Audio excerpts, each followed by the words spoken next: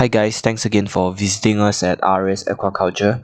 In this episode, I'll be showing you how do you put all of this RAS equipment inside a 20 by 74 shop lot. So stay tuned.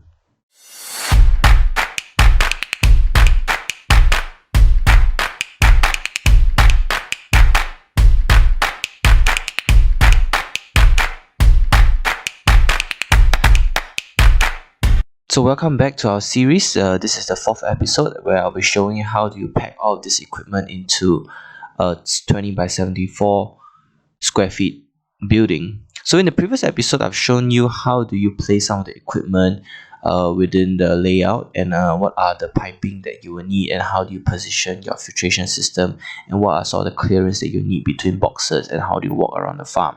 So now in this episode is really trying to bring together all the concepts that we have learned earlier in the earlier stage. So I will show how do you do that.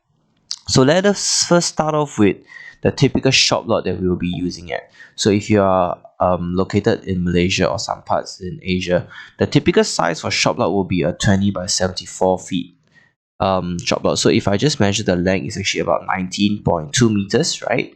And that should be about 70 feet. If you take the wideness of the shop, is about 7.3 meters in length, right? So this is the standard 70 by 24 meters shop floor. So in the previous episode, we have actually mentioned that since we'll be having to dig a hole in the ground, so it's ideal that we do not use the second or the third floor, but use the ground floor instead. So if you're using the ground floor, what usually happens is you will have a staircase access that is required for you to access the second or third floor.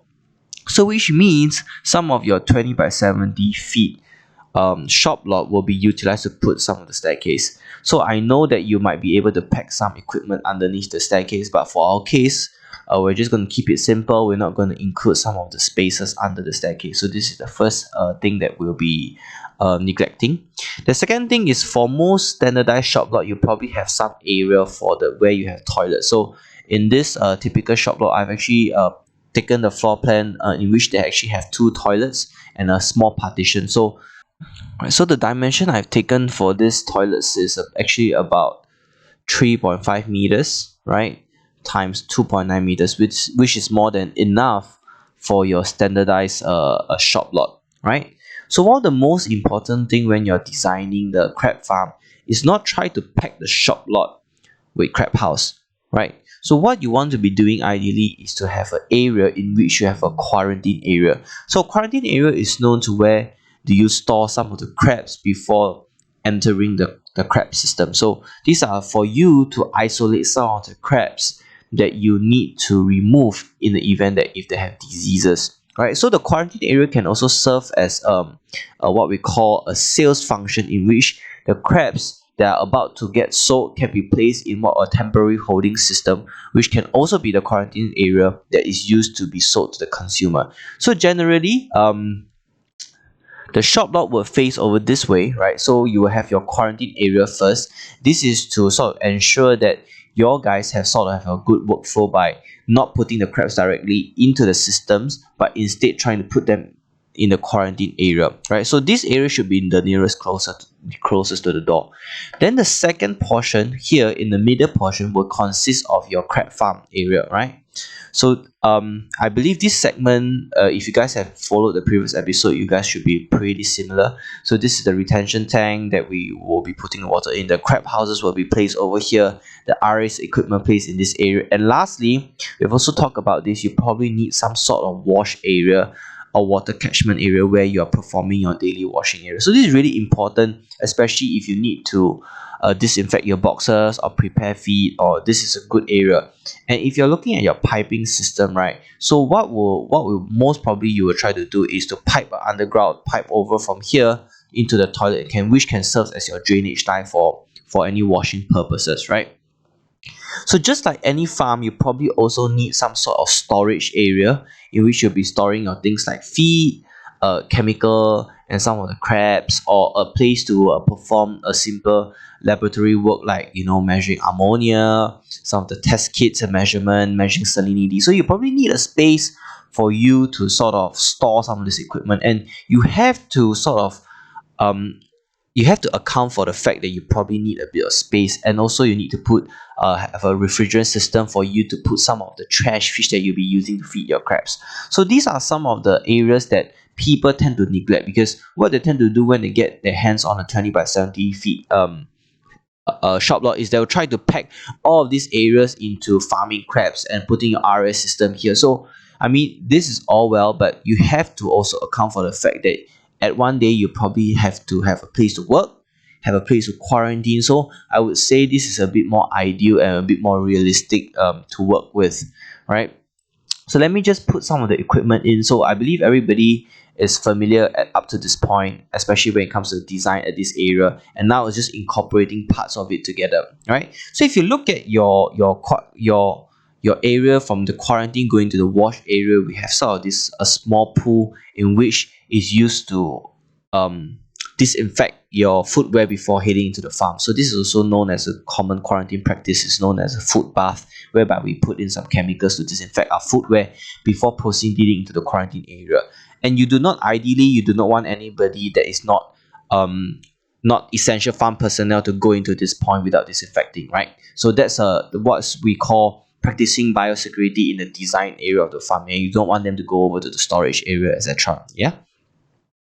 Okay, so let us put out some of the cementing block that we have seen earlier on, right? So this is for those who have looked at our previous episodes, right? So this is the pedestal whereby the crab box will be placed onto. So you have 5 of them. Each of them will place about 100 boxes on each side. So both of them will be 200 boxes. So here you can see no problem fitting in about 1,000 boxes.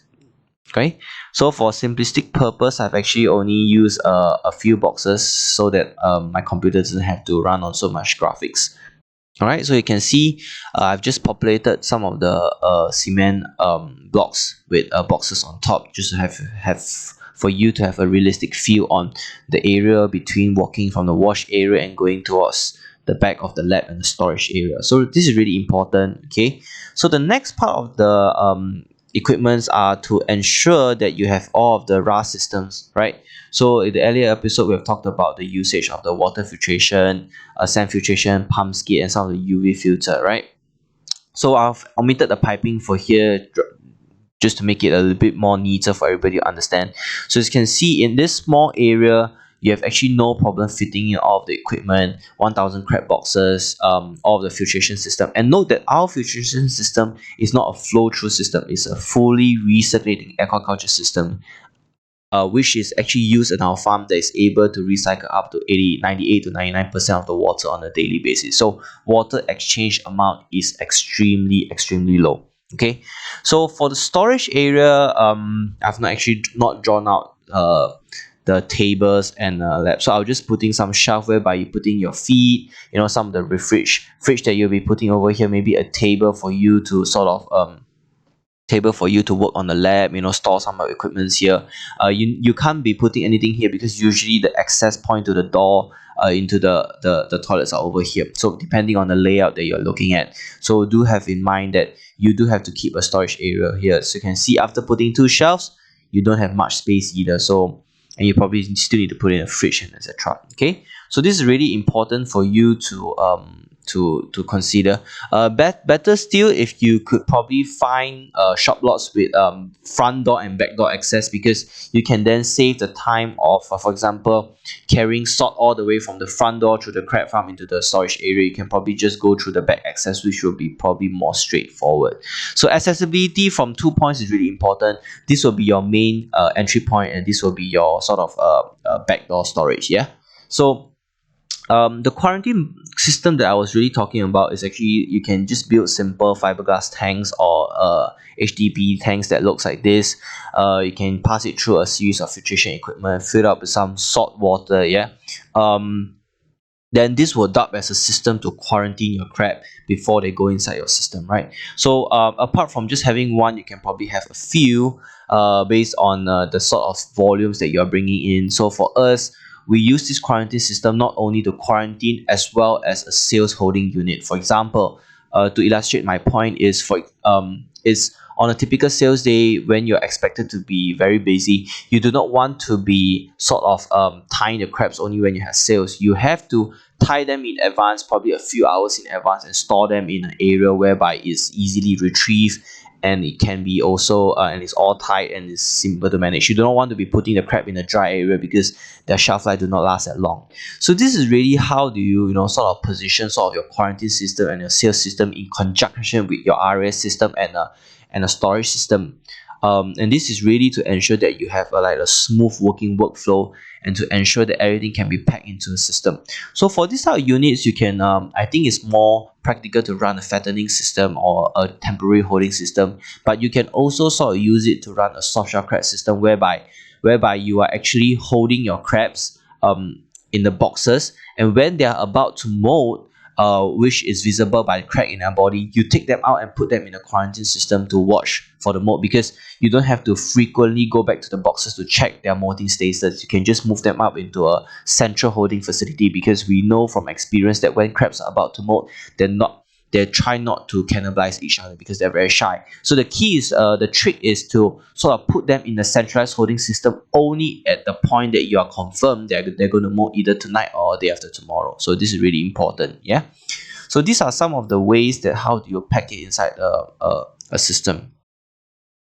So hopefully this helps to answer some of the questions that which we get very oftenly is, how many boxes or systems can I put inside a shop lot which is 20 by 70 feet. So this is some of the practical answers that we hope that will help you. Ideally, if you have an area that is for example a 2 shop lot unit that is connected to each other, you might want to centralize more of the RAS system into 1 shop lot and open up a quarantine section and a storage section, a second shop lot, while only putting some of these wash areas or the crab farm system in half of it. So this is really important where you have economy of scale, because if you have 10 shop lots all connected together, you only have to have 1 or 2 quarantine center. It doesn't scale up linearly as you get bigger. So this is really important, especially if you're trying to achieve scalability in the business. All right. So I hope you've liked this episode on this layout design in terms of not only how do you position your equipment inside the cement system, the foundation layout, and in terms of how do you put it in a 20 by 70 feet shop lot. Okay, and for those who are interested to learn more, I believe you can sort of download our ebook to get some of these clear dimensions in which you can have a better idea how are we positioning all of this equipment.